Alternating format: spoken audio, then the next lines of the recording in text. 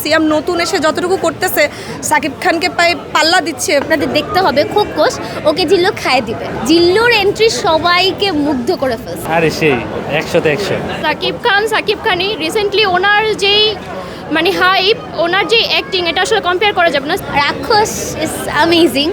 সিয়াম আহমেদের অ্যাক্টিং যখন first day থেকে শুরু হচ্ছিল আমরা সবাই খুব বেশি এনজয় করছিলাম, বাট যখন জিল্লু এন্ট্রি করে ওটা আপনাদের দেখাই লাগবে। ওই জিল্লুর এন্ট্রি সবাইকে মুগ্ধ করে ফেলছে। দুই জায়গায় কিন্তু জিল্লু কিন্তু কাউকে বিট্রে করে নাই।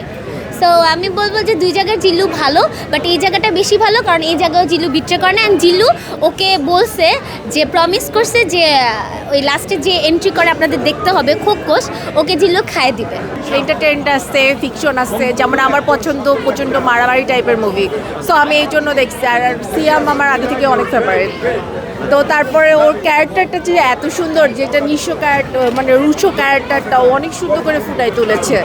আমার কাছে মনে হচ্ছে যে না, আমরা 550 টাকা দিয়ে টিকিট কিনে মানে উঠতেন। নায়িকা মোটামুটি নায়িকা ছিল, ভালো ছিল। বাঙালি নায়িকা হলে ভালো হতো আমার কাছে মনে হচ্ছে। বাঙালি কেউ থাকলে অবশ্যই ভালো হতো, কারণ আমার কাছে মনে হচ্ছে ঈদের মুভি ওই খালি ওর এক্সেন্টটা একটু কলকাতা এক্সেন্ট ছিল, এটা আমার কাছে নেগেটিভ লাগছে। এবং ওভারঅল মুভিটা বেশ ভালোই ছিল। আমার কাছে যেটা মনে হচ্ছে এখন বাংলাদেশের যে মুভিগুলো বা এখানে দেখলাম যে বরবাদের সাথে কিছুটা লিঙ্ক করা হয়েছে এই মুভিটা। এবং আমার কাছে মনে হচ্ছে যে পরের যেটা এটা যদি রায়ান রাফি এবং মেহেদী হাসান ওনারা যদি কাজ করে, আমার মনে হয় পরের যদি দুটো মুভিকে একসাথে সিনক্রোনাইজ করা হয় পরের মুভিটা আরও বেস্ট হবে এবং সেটা বুম করবে। রাক্ষস সাকিব তো সাকিবই, তবে সিয়াম আগে থেকে অনেক ভালো, আর বাকিটা হচ্ছে হলে এসে দেখলেই ভালো হয়। রাক্ষস দেখেছি। সিয়ামের অ্যাক্টিং স্কিল অনেক ইমপ্রুভ করেছে এবং আমার কাছে ঈদের ছবি হিসাবে বেশ ভালো লেগেছে। একজনের রিপ্লেসমেন্ট আসলে আর একজন পুরোপুরি ওভাবে হতে পারে না, তবে দুজনের জায়গা থেকে বেস্ট আমার কাছে মনে হয়। সিকুয়েল হিসেবে যদি ওনার সিয়াম আহমেদকে রাখতে চায়, খুব যে খারাপ হবে ব্যাপারটা সেরকম না, ভালো করছে সিয়াম আহমেদ। মেহেদী হাসান হৃদয়ের রাক্ষস গল্প নির্ভর সিনেমা। যেহেতু আমি সিনেমা প্রেমী, গল্প খুঁজি সিনেমায়। সিয়ামের অভিনয় বরাবর অনেক বেশি সুন্দর হয়েছে। তারপর হচ্ছে গল্পটাও ভালো ছিল। সব মিলিয়ে ডায়লগ সব কিছু মিলে সিয়ামকে মানে এখানে যদি আমি হাইলাইট করতে যাই তাহলে সিয়ামকেই করব।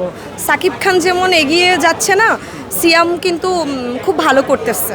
তো সিয়াম তো বরাবরই সাকিবের থেকে অনেক জুনিয়র, সেই জায়গা থেকে সাকিব খান অবশ্যই উপরে থাকবে। কিন্তু সিয়াম নতুন এসে যতটুকু করতেছে সাকিব খানকে পাল্লা দিচ্ছে, মানে ইয়ে করতেছে, ওই জায়গা থেকে সিয়াম খুব বেটার করতেছে। আরে সেই 100-তে 100। কোন জিনিসগুলো ভালো লাগছে? এই মানে সিয়ামের যে এন্টারটেনমেন্টগুলো সবগুলাই ভালো লাগছে সিয়ামের। খারাপ লাগছে কোন জিনিস? কোনো মানে এখানে মুভি মানে যে দেখলাম 2 ঘন্টায়, এখানে খারাপ লাগার কোনো কিছু নাই। খুব সুন্দর হয়েছে। 100 টাকা উসুল।